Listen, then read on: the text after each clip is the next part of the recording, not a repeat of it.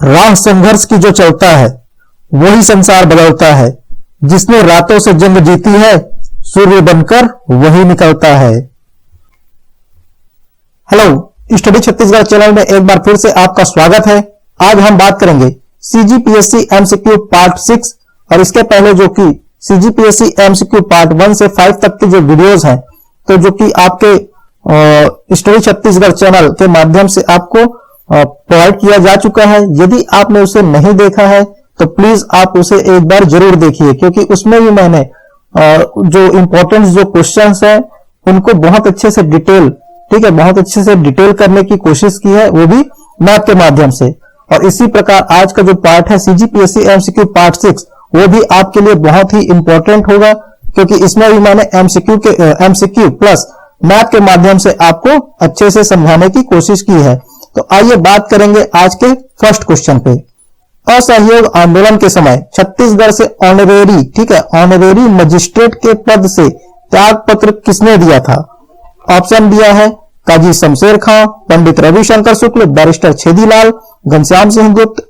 Last option है इनमें से कोई नहीं। तो ये जो क्वेश्चन है आपका सीजीपीएससी लाइब्रेरी एग्जाम 2018 का क्वेश्चन है और इसका जो सही आंसर है क्या है? तो ऑप्शन ए शमशेर, काजी शमशेर खां, जिन्होंने असहयोग आंदोलन के समय छत्तीसगढ़ से ऑनरेरी मजिस्ट्रेट के पद से त्याग पत्र दिया था। ठीक है, इसके अलावा जो ऑप्शन है तो घनश्याम सिंह गुप्त जिन्होंने दुर्ग से, बैरिस्टर छेदीलाल जिन्होंने बिलासपुर से और पंडित रविशंकर शुक्ल जिन्होंने रायपुर से। तो जो तीनों नाम है इन्होंने क्या किया था? वकालत से त्याग पत्र दिया था। ठीक है, तो इसे भी हम यहां पर डिटेल करके देख लेते हैं, वो भी मैप के माध्यम से। तो बिलासपुर से बैरिस्टर छेदीलाल, ई राघवेंद्र राव, वामन राव कान खोजे और डी के मेहता। तो जितने भी नाम आपको दिखाई दे रहे हैं स्क्रीन पर, ये सभी जिन्होंने क्या किया था? तो वकालत से त्याग पत्र दिया था। ठीक है, तो बिलासपुर से मैंने आपको बताया बैरिस्टर छेदीलाल, ई राघवेंद्र राव, वामन राव कान खोजे और डी के मेहता। इसके बाद बात करेंगे रायपुर जिला। तो रायपुर से वामन राव लाखे, राम नारायण तिवारी और पंडित रविशंकर शुक्ल। तो ये तीन नाम याद रखिएगा जिन्होंने क्या किया था? रायपुर से इन्होंने क्या किया था? वकालत का त्याग। इसके बाद दुर्ग जिले से ठाकुर प्यारेलाल, घनश्याम सिंह गुप्त और रत्नाकर झा। तो डायरेक्ट ये क्वेश्चन आपके सीजीपीएससी में पूछा जा चुका है। ठीक है, तो इसको आप अच्छे से याद करिएगा। इसके बाद राजनांदगांव जिला। तो राजनांदगांव जिला से दो नाम याद रखिएगा, अपडेट नहीं हो पाया है, इसको आप नोट डाउन कर सकते हैं। आपका बलदेव प्रसाद मिश्र, उसके बाद गोवर्धन लाल श्रीवास्तव जिन्होंने आपके जो छुई खदान वाला एरिया, ठीक है, छुई खदान वाला जो एरिया है, छुई खदान रियासत, तो छुई खदान रियासत से गोवर्धन लाल श्रीवास्तव जी ने क्या किया था? वकालत का त्याग। ठीक है, तो दो नाम राजनांदगांव से, एक नाम है आपका बलदेव प्रसाद मिश्र और दूसरा नाम है गोवर्धन लाल श्रीवास्तव। और जो ठाकुर प्यारेलाल, ठीक है, तो ठाकुर प्यारेलाल कई जगहों पे आप पाएंगे कि रायपुर जिला दिया है, तो आपको याद रखना है कि इसका जो सही आंसर है क्या है? दुर्ग जिला, न कि रायपुर। और जो ठाकुर प्यारेलाल, तो इसको एक माध्यम से मैं आपको समझाने की कोशिश करता हूं। यदि आप मुझे लगता है कि इसमें आप समझ में आ जाएगा कि जो ठाकुर प्यारेलाल जो कि 1800, इनका जन्म जो हुआ था 1891 में हुआ था और इनकी जो मृत्यु हुई थी कब हुई थी? 1954 में। ठीक है, तो और जो राजनांदगांव जिला, तो राजनांदगांव जिला कब बना? तो राजनांदगांव जिला बना था 1973 में। ठीक है, तो 1973 में राजनांदगांव जिला बना और उनकी मृत्यु कब हुई थी? तो 1954 में। ठीक है, तो राजनांदगांव जिला बनने से पहले 1954 में इनकी मृत्यु हो गई थी। तो इस प्रकार जो सही आंसर हो क्या होगा? दुर्ग जिला ही होगा। ठीक है, तो इस प्रकार आपका डाउट जो है क्लियर हो गया होगा, मुझे उम्मीद है। और इसके बाद बात कर लेते हैं राम नारायण तिवारी। तो राम नारायण तिवारी जो कि ये आपका वकालत त्याग कहां से किया था? तो रायपुर जिले से। ठीक है, लेकिन जो राम नारायण तिवारी कहां से संबंधित है? तो ये आपका मुंगेली जिला। तो ये इंपॉर्टेंट है, याद रखिएगा। और यहाँ पे जो बिलासपुर, तो बिलासपुर वामन राव कान खोजे और यहाँ पे रायपुर में है वामन राव लाखे। ठीक है, तो वामन राव लाखे से याद रखिएगा, ये रायपुर जिले से संबंधित है। ठीक है, उनकी जो कर्मभूमि इनकी कौन सी है? तो रायपुर है। तो इस प्रकार आप उसे इनका कंफ्यूजन दूर कर सकते हैं। ठीक है, तो वामन राव कान खोजे आपका बिलासपुर और वामन राव लाखे आपका रायपुर जिले से संबंधित है। अब बात करेंगे राय साहब की उपाधि का त्याग। तो राय साहब की उपाधि का त्याग वामन राव लाखे, कल्याण जी, मोरारजी थेकर और गोपी किशन। ठीक है, तो इन्होंने क्या किया था, राय साहब की उपाधि त्यागी थी। और इसमें जो मोस्ट इंपॉर्टेंट है ये है आपका वामन राव लाखे। तो वामन राव लाखे ने जब राय साहब की उपाधि का त्याग किया था तो यहाँ के जो लोकल लोग हैं, ठीक है, वहां के जो लोकल लोग हैं उन्होंने वामन राव लाखे को लोकप्रिय की उपाधि दी थी। ठीक है, लोकप्रिय की उपाधि किसे प्राप्त है, तो वामन राव लाखे। अब बात करेंगे राय बहादुर। यहां बात की हमने राय साहब की, अब बात करेंगे राय बहादुर। तो राय बहादुर की उपाधि का त्याग तो नागेंद्र नाथ डे। इसके बाद बात करेंगे खान साहब की उपाधि का त्याग। तो खान साहब की उपाधि का त्याग किसने किया था, तो काजी शेर खां। और ऑनरेरी मजिस्ट्रेट से त्याग पत्र, तो ऑनरेरी मजिस्ट्रेट से त्याग पत्र किसने दिया था, तो काजी शमशेर खां। ठीक है, यहां नाम है शेर खां, यहां नाम है शमशेर खां। तो खान साहब की उपाधि शेर खां, ऑनरेरी मजिस्ट्रेट से त्याग पत्र काजी शमशेर खान। तो ये थोड़ा सा कंफ्यूजन है, तो अच्छे से इसको देख लीजिएगा। ठीक, अच्छे से याद कर लीजिएगा। रायपुर जिला परिषद से त्याग, तो रायपुर जिला परिषद से किसने त्याग दिया था, तो यादव राव देशमुख। ठीक है, और प्रांतीय विधानसभा का त्याग, तो प्रांतीय विधानसभा से त्याग दिया था आपका बाजीराव कृदंत। तो ये भी मोस्ट इंपॉर्टेंट है। शासकीय सेवा से परित्याग, तो शासकीय सेवा से परित्याग करने वाले यदुनंदन प्रसाद श्रीवास्तव, लक्ष्मी नारायण वर्मा और सोमेश्वर शुक्ल। तो ये जो नाम है इंपॉर्टेंट है, इन्होंने शासकीय सेवा से त्याग किया था। और ये तीनों कहां संबंधित है, तो ये आपके बिलासपुर जिले से संबंधित है। तो ये जो सभी नाम है बहुत अच्छे से याद कर लीजिएगा। ठीक है, नेक्स्ट क्वेश्चन है, निम्नलिखित में से कौन सा माघ मेले में संबंधित स्थल नहीं है। ठीक है, नहीं है पूछ रहा है। ऑप्शन दिया है राजिम, शिवरीनारायण, सिरपुर, गिरौदपुरी। लास्ट ऑप्शन है इनमें से कोई नहीं। तो जो कि माघ मेले से संबंधित नहीं है, तो कौन सा नहीं है, तो ये आपका ऑप्शन डी गिरौदपुरी। तो गिरौदपुरी जो कि बसंत पंचमी, ठीक है, बसंत पंचमी, बसंत या फाल्गुन पंचमी के दिन लगता है यहाँ का मेला। ठीक है, बसंत पंचमी या फाल्गुन पंचमी के दिन आपका गिरौदपुरी का मेला लगता है। और जो कि राजिम, शिवरीनारायण और सिरपुर का जो मेला है ये आपका माघ मेले से संबंधित है। तो जितने भी इंपॉर्टेंट मेले से संबंधित जितने भी इंपॉर्टेंट जानकारियां हैं, तो यहाँ पे हम आपको देख सकते हैं आप कि मेला, ठीक है, तो मेला में यहां पे देखिएगा ये जो बेलपान, ठीक है, तो सब में माघ पूर्णिमा लिखा है। तो जितने में माघ पूर्णिमा लिखा है तो वो क्या है, माघ पूर्णिमा के दिन लगने वाले मेले हैं। और जैसे कि आपका शिवरीनारायण, ठीक है, शिवरीनारायण छूटा हुआ है, यहाँ पे राजिम छूटा हुआ है। तो जो शिवरी और नारायण, राजिम और एक सिरपुर भी है। ठीक है, तो ये जो यहाँ जो तीन जो जगह हैं, तो यहाँ जो मेले हैं वो माघ पूर्णिमा से लेकर महाशिवरात्रि तक के लगने वाले मेले हैं। ठीक है, इंपॉर्टेंट है, याद रखिएगा।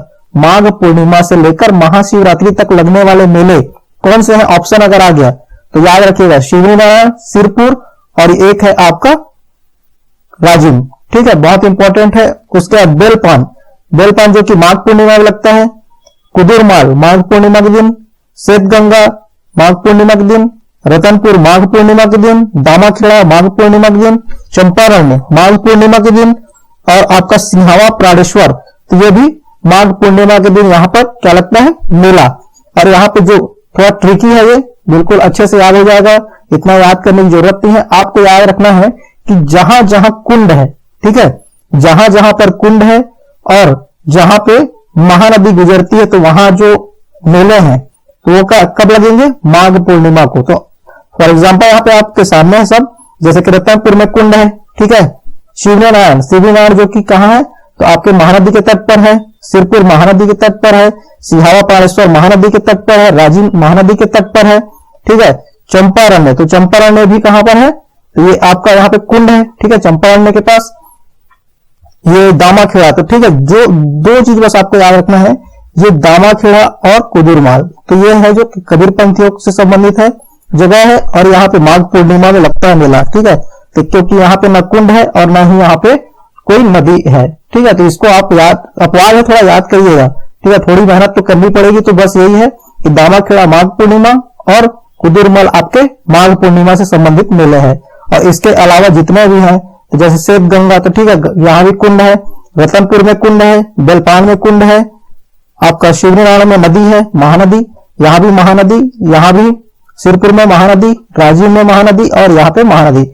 तो बिल्कुल ट्रिक में बिल्कुल फिट बैठता है, ठीक है। जहां जहां नदी है, महानदी गुजरी है, तो वहां माघ पूर्णिमा के दिन मेला लगेगा, और जहां पर कुंड है वहां पे आपके माघ पूर्णिमा के दिन मेला लगेगा, ठीक है। अपवाद में केवल दामाखेड़ा और कुदुरमाल, जहां पे कोई ना कुंड है ना क्या है आपके नदी, ठीक है। तो इसलिए इसको याद करना पड़ेगा। इसके बाद बात करेंगे यहाँ पे नेक्स्ट में दिया है ये आपका छत्तीसगढ़ मेले से संबंधित कुछ और यही यहाँ पे। तो रामनवमी का मेला, ठीक है। रामनवमी का उसे क्या कहते हैं, चैत्र नवमी के दिन जो मेला लगता है। तो एक है आपका सूरजपुर में कुडूरगढ़ का मेला, ठीक है। किलकिला पहाड़, तो किलकिला पहाड़ कहाँ है, तो किलकिला पहाड़ जो कि आपके जसपुर जिले में है, और यहाँ पे शिवरात्रि का मेला, ठीक है। तो यहाँ पे दो याद रखिएगा, एक रामनवमी का मेला और एक शिवरात्रि का मेला। तो जहां पे शिवरात्रि का मेला लगना है तो वहां उसके नीचे मैंने नोट कर दिया है, और जहां पे नोट नहीं है तो वो है आपका रामनवमी का मेला। तो जैसे कि यहाँ पर नोट नहीं है तो क्या है, रामनवमी का मेला, और यहाँ पर नोट कर दिया तो फिर आप तो देख ही सकते हैं यहाँ पे कि किलकिला पहाड़ जो कि शिवरात्रि का मेला, कनकी और पाली, तो ये भी क्या है, महाशिवरात्रि के दिन मेला लगता है यहाँ भी, जो कि कोरबा जिले में है। इसके अलावा ये है आपका जांजगीर चांपा। तो जांजगीर चांपा में डभरा और चंद्रपुर, तो ये जो कि रामनवमी के दिन मेला लगता है, और तुरी धाम में यहाँ शिवरात्रि के दिन मेला लगता है। भोरमदेव में महाशिवरात्रि के दिन मेला लगता है। मल्हार में महाशिवरात्रि के दिन मेला लगता है। सोमनाथ में महाशिवरात्रि के दिन मेला लगता है। देवबलौदा, तो देवबलौदा कहाँ जी, तो देवबलौदा है आपके ये जो दुर्ग, ठीक है। देवबलौदा आपके दुर्ग जिला से संबंधित है, ठीक, जहां महाशिवरात्रि के दिन मेला लगता है। खल्लारी, तो खल्लारी जो कि चैत्र पूर्णिमा, याद रखना है, ठीक है। खल्लारी जो कि चैत्र पूर्णिमा के दिन यहाँ पर मेला लगता है। इसके अलावा जो डोंगरगढ़, ठीक है, डोंगरगढ़ और झलमला, तो डोंगरगढ़ आपका राजनांदगांव और झलमला आपका बालोद जिला। तो यहाँ पे नवरात्रि के दिन साल में 2 बार मेला लगता है, ठीक है। 2 बार नवरात्रि आती है ना, तो 2 बार यहाँ पर मेला लगता है। तो क्वेश्चन यहाँ पे पूछा जा चुका है एक बार, ठीक। और दशरंगपुर का मेला, तो दशरंगपुर का मेला भी आपके शिवरात्रि में लगता है। तो इस प्रकार मोस्ट इंपॉर्टेंट है शिवरात्रि पर लगने वाले मेले और आपके रामनवमी पर लगने वाले मेले। तो ये जो है आपको पीडीएफ में मिल जाएगा, ठीक है, डिस्क्रिप्शन बॉक्स में, और डिस्क्रिप्शन बॉक्स में इसका लिंक मिलेगा जहां पे आप इसे डाउनलोड कर सकते हैं। तो इसके बाद और भी जो मेले हैं, महत्वपूर्ण मेले जो भी आपके एग्जाम में पूछे जाते हैं, जैसे कि नीचे से स्टार्ट करते हैं अपन, मड़ई का मेला, ठीक है। मड़ई का मेला आपका फरसगांव और आपका जो नारायणपुर, तो नारायणपुर और फरसगांव में जो कि मड़ई का मेला लगता है, जो कि आप मड़ई का मेला, ठीक है। तो मड़ई का मेला फेमस कहाँ का है, तो नारायणपुर का, ये याद रखना है, ठीक। कार्तिक पूर्णिमा, तो कार्तिक पूर्णिमा में महादेव घाट का मेला लगता है। पौष पूर्णिमा में तुरतुरिया मेला। बसंत पंचमी या फागुन पंचमी के दिन गिरौदपुरी का मेला, और बसंत पंचमी में कुटी घाट का मेला, ठीक है। तो यहाँ पे ये जो है चांपा जांजगीर जिला है, ठीक है, जांजगीर चांपा जिला। तो यहाँ पे नाग पंचमी में दलहा पहाड़, मकर संक्रांति में लखन घाट, और बसंत पंचमी में कुटी घाट का मेला, ठीक है। ये तीनों कहाँ है, आपके जांजगीर चांपा जिले में है। इसके बाद बात करेंगे हरिघाट का मेला। तो हरिघाट का मेला जो कि सारंगगढ़ क्षेत्र में, ठीक है, हरिघाट का मेला कहाँ लगता है, सारंगगढ़ क्षेत्र में लगता है। और रायगढ़ का जो कि कृष्ण जन्माष्टमी बहुत फेमस है, ठीक है, कृष्ण जन्माष्टमी बहुत फेमस है वहां का। तो रायगढ़ जिले में कृष्ण जन्माष्टमी के दिन मेला लगता है। इसके बाद गणतंत्र दिवस, तो गणतंत्र दिवस पर कटघोरा मेला लगता है। तो ये थोड़ा अलग है, ठीक है, थोड़ा अलग है, डिफरेंट है, याद रखिएगा। कटघोरा में गणतंत्र दिवस के दिन मेला लगता है। इसके बाद पीथमपुर, तो पीथमपुर में होली धूल पंचमी के दिन मेला लगता है। और पीथमपुर कहाँ है, तो ये आपके जांजगीर चांपा जिले में। तो इसके बाद गंगा दशहरा का मेला, तो ये जो आपका कोरिया का क्षेत्र है, ठीक है, तो कोरिया के कुछ क्षेत्रों में गंगा दशहरा पर मेला लगता है। तो इस प्रकार टोटल जितने भी मेले हैं आपके इंपॉर्टेंट, तो ये आपको बिल्कुल याद होने चाहिए, क्योंकि कहीं भी से प्रश्न बनता है। और यहाँ अगर इस अच्छे से मैप को आप अच्छे से देख लिए, याद कर लिए, तो गारंटी है कि इससे बाहर कुछ भी नहीं पूछेगा, ठीक है। चलिए आगे बात करते हैं नेक्स्ट क्वेश्चन पर। रायपुर में कलचुरी शाखा के प्रथम राजा कौन थे? ऑप्शन दिया ब्रह्मदेव, रामचंद्र, मोहन सिंह, रघुनाथ सिंह, इनमें से कोई नहीं। तो इसके पहले भी क्वेश्चन पूछा गया था सीजीपीएससी एमसीक्यू के किसी पार्ट में, तो उसमें मैंने पूछा था कि कलचुरी शाखा लहुरी शाखा के अंतिम शासक कौन थे, ठीक है। तो यहाँ पे रायपुर, रायपुर मतलब लहुरी शाखा, तो लहुरी शाखा का जो प्रथम राजा कौन था, तो ये जो है आपके CGPSC Ayurveda medical officer exam 2017 का क्वेश्चन है। तो मैंने आपको पिछले पार्ट में बताया था इसका आंसर कि प्रथम किसको लेता है, तो याद रखिएगा रामचंद्र देव को फर्स्ट आंसर लेता है, ठीक है। रायपुर में कलचुरी शासक के प्रथम राजा कौन थे, तो रामचंद्र देव जो कलचुरी शासक के, रायपुर में कलचुरी शासक के प्रथम राजा थे। और इसे भी आप देख लीजिए कि रायपुर, तो रायपुर शाखा के जो क्रम है, तो यहाँ पे स्टार्ट हम लोग कभी भी हर बुक में आप पाएंगे तो केशव देव सबसे फर्स्ट केशव देव दिया है, लेकिन जो पीएससी जो है परंपरागत रूप से किसको आंसर लेता है, तो रामचंद्र देव को लेता है आंसर, ठीक है। तो रामचंद्र देव से स्टार्ट कीजिए, तो रामचंद्र देव, उसके बाद ब्रह्मदेव, केशव देव, भुवनेश्वर देव, मान सिंह देव, संतोष सिंह देव, सूरत सिंह देव, सम्मान सिंह देव, चामुंडा सिंह देव, बंसी सिंह देव, धन सिंह देव, चैत सिंह देव, फत्ते सिंह देव, यादव सिंह देव, सोमदत्त सिंह देव, बलदेव सिंह देव, उमेद सिंह देव, बलबीर सिंह देव, और अंतिम जो शासक है वो कौन है आपका, अमर सिंह देव। तो भाई जितने बार आया हो उतने बार आप इसे रिपीट कीजिए, क्योंकि बार बार सुनने से ही क्या हो जाता है, याद हो जाता है, और कम से कम ऑप्शन आएगा तो बनेगा। क्योंकि ये देखिए जैसे चामुंडा सिंह देव पूछा जा चुका है, उमेद सिंह देव पूछा जा चुका है, ठीक है। इसके अलावा ब्रह्मदेव, रामचंद्र देव, तो जो नाम है डायरेक्ट पूछे गए कि इनमें से कौन सा जो कि कलचुरी रायपुर शाखा से संबंधित नहीं है, तो ये जो नाम है वो दिया गया था, और एक नाम जो था वो क्या था, रायपुर शाखा से संबंधित नहीं था। तो बिल्कुल इंपॉर्टेंट है, याद रखिएगा इनको, ठीक है। अब आते हैं नेक्स्ट क्वेश्चन पे।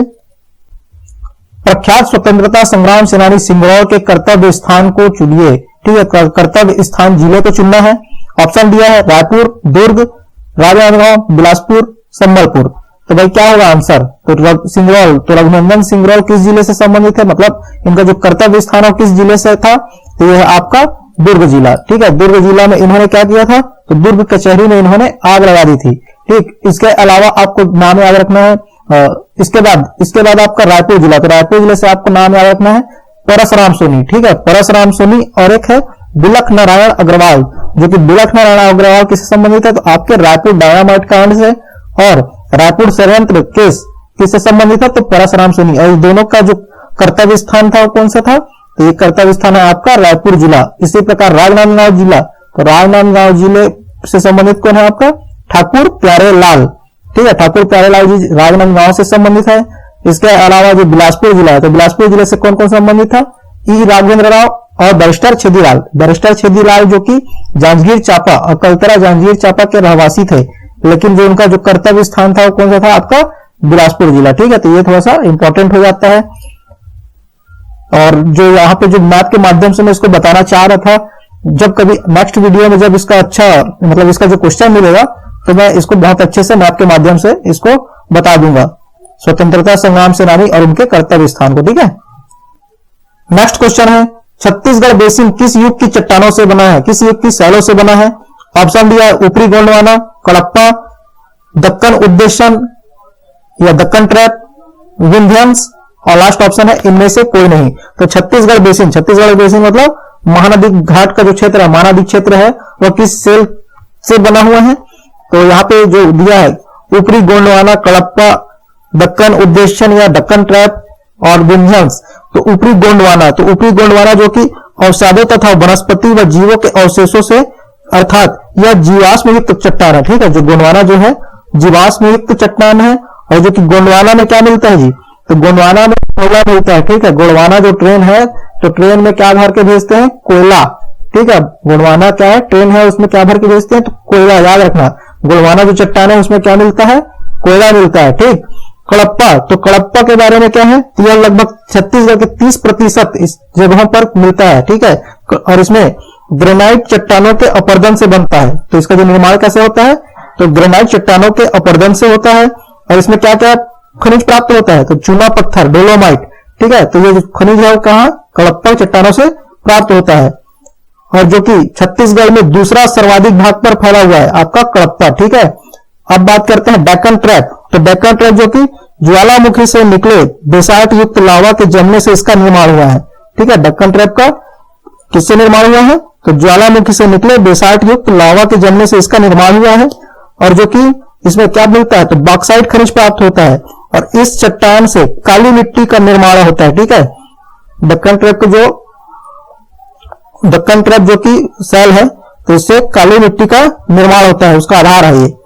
विंध्यांश, तो विंध्यांश जो कि विंध्यांश में क्या होता है, यह जलद चट्टानें हैं जो नर्मदा के बेसिन में पाई जाती है। तो इस प्रकार लगभग छत्तीसगढ़ में 5 प्रकार की जो चट्टानें हैं वो पाई जाती है और इसमें जो ऑप्शन में आपको दिया है, और यहाँ पे पूछा कि छत्तीसगढ़ बेसिन में किस युग के सेलों से बना हुआ है, तो ऑप्शन के हिसाब से आंसर है इसका कडप्पा। ठीक है, कडप्पा। और आपको पता ही होगा कि जैसे कि जो बिलासपुर क्षेत्र है या महानदी का जो क्षेत्र है, तो अधिकतर सभी जगहों पर आपको क्या मिलेगा, तो सभी जगहों पे आपको चूने की खदान, ठीक है, चूने की खदान है और लगातार सीमेंट कारखाने खुले हुए हैं, क्योंकि यहाँ बहुत ही मात्रा में क्या मिलता है, चूना। ठीक है, तो ये जो कडप्पा की जो सेल है, तो यहाँ पे क्या है, सर्वाधिक चूना पत्थर और डोलोमाइट प्राप्त होता है, तो इसलिए यहाँ पे सर्वाधिक जो कि सीमेंट कारखाने उपलब्ध हैं आपके छत्तीसगढ़ बेसिन के भूभाग में। ठीक है, तो इंपॉर्टेंट है, याद रखिएगा इसे भी। वह कौन सी नदी है जिसे छत्तीसगढ़ में पहले चित्रोत्पला के नाम से जाना जाता था या कहा जाता था? ऑप्शन ए अरपा, शिवनाथ, खारून, महानदी, इनमें से कोई नहीं। तो किसे चित्रोत्पला के नाम से जाना जाता था? तो ऑप्शन डी, महानदी को चित्रोत्पला के नाम से जाना जाता था। और इसके अलावा जो नदियों के नाम है, तो उनके जो पुराणों में क्या नाम थे, इस प्रकार के भी प्रश्न पीएससी द्वारा पूछे जाते हैं। तो आइए यहां पर इसे भी हम लोग यहां पर देख लेते हैं। तो यहाँ पे मैंने नॉर्मल जो है, जो कि सब जानते हैं, लीलागढ़ जो कि निगला नदी के नाम से जाना जाता था, सबरी नदी को कोलाब नदी भी कहा जाता है, कोटरी नदी को परलकोट नदी भी कहा जाता है और रिहंग नदी को रेंड। तो ये तो है नॉर्मल जो कि सबको जानते हैं। इसके अलावा भी यहाँ पे आप देख सकते हैं, जो यहाँ पे सबसे ऊपर में खारंग नदी, तो खारंग नदी को सभी पुराणों में क्या कहा गया है, तो कुरंग नदी। ठीक है, कुरंग नदी सभी पुराणों में क्या कहा गया है, कुरंग नदी कहा गया है। इसके बाद आपका मांड नदी, तो मांड नदी जो कि मार्कंडेय पुराण, तो मार्कंडेय पुराण में मदंगा या मंदवाहिनी कहा गया है किसे, मांड नदी को। ठीक है, इंपॉर्टेंट है। इसके बाद बात करेंगे महानदी, तो महानदी जो कि प्राचीन नाम क्या है, तो कनक नंदिनी है और इसे स्कंद पुराण या द्वापर युग, मत्स्य पुराण, ब्रह्म पुराण और महाभारत के भीष्म पर्व में इसे क्या कहा गया, तो चित्रोत्पला कहा गया है। इंपॉर्टेंट, ठीक है, मोस्ट इंपॉर्टेंट है। महानदी को स्कंद पुराण, मत्स्य पुराण, ब्रह्म पुराण और महाभारत के भीष्म पर्व में क्या कहा गया है, तो चित्रोत्पला कहा गया है। इसी प्रकार वायु पुराण जो कि सतयुग में था, तो इसे नीलोत्पला कहा गया है। ठीक है, वायु पुराण में इसे नीलोत्पला कहा गया है और बाकी जो मत्स्य पुराण, ब्रह्म पुराण और महाभारत के भीष्म पर्व में चित्रोत्पला कहा गया है। और इसका जो अन्य नाम क्या था, महानंदा, और प्राचीन नाम कनक नंदिनी। तो इतना नाम है आपके महानदी से संबंधित, बहुत इंपॉर्टेंट है, याद रखिएगा। इसके बाद बात कर लेते हैं जोक नदी, तो जोक नदी जो कि मार्कंडेय पुराण, ब्राह्मण पुराण, वायु पुराण और कुर्म पुराण, तो इस सब में जोक नदी का क्या नाम है, पलाशिनी। ठीक है, पलाशिनी नदी कहा, पलाशिनी की नदी के नाम से जाना जाता था इन सभी पुराणों में आपका जोक नदी।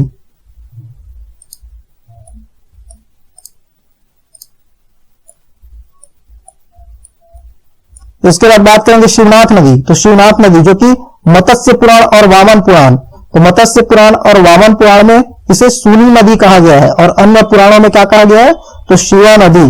ठीक है, याद रखिएगा, शिवनाथ नदी को मत्स्य पुराण, वामन पुराण में शूनी नदी और अन्य पुराणों में क्या कहा गया है, तो शिवा नदी कहा गया है। इसी प्रकार इंद्रावती, तो इंद्रावती में वायु पुराण में क्या कहा गया है, तो इंद्र नदी। ठीक है, वायु पुराण में इंद्र नदी और रामायण काल में इसे क्या कहा गया है, तो मंदाकिनी। बहुत इंपॉर्टेंट हो जाता है। तो ये सभी जो नाम है वो पौराणिक नाम है इन सभी नदियों के।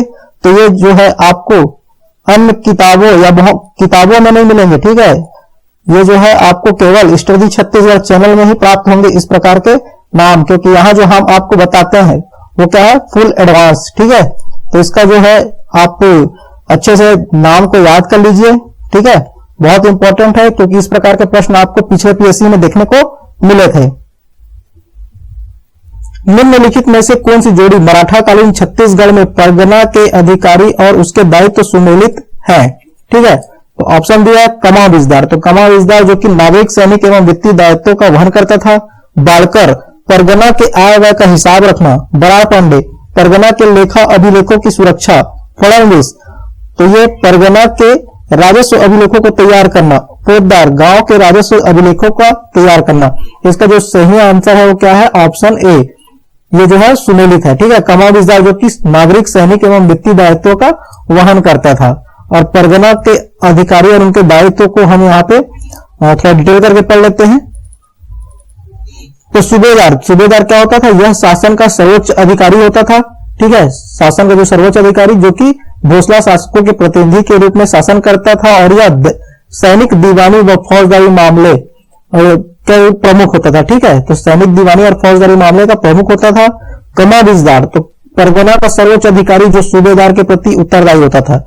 तो इसका काम क्या था, सूबेदार के प्रति उत्तरदायी होता था, इसलिए जो कि है ना, इसलिए सैनिक, दीवानी और फौजदारी मामले का भी देखरेख करता था। ठीक है, और अपने क्षेत्र में शांति सुरक्षा के साथ साथ राजस्व वसूली जैसे कार्यों का निर्वहन करता था। तो यहां आपने पढ़ा था, आंसर क्या लिया आपने, कमाविजदार जो कि नागरिक, सैनिक और वित्तीय दायित्व का वहन करता था। तो कौन करता था, कमाविजदार। क्यों करता था, तो ये जो था क्या था, सूबेदार के अंतर्गत रहकर काम करता था। ठीक है, सूबेदार के प्रति उत्तर रहता था, जो इसका काम था वो भी ये करता था। कौन, आपका कमाविजदार। ठीक, गोटिया जो कि यह ग्रामीण स्तर पर सर्वोच्च अधिकारी का पद था, जिसका प्रमुख कार्य ग्रामीण शासन का संचालन था, और यह एक कल्चुरीकरण पद था। तो गोटिया जो कि कल्चुरीकरण पद था, जो कि मराठा काल में भी यथावत बना रहा।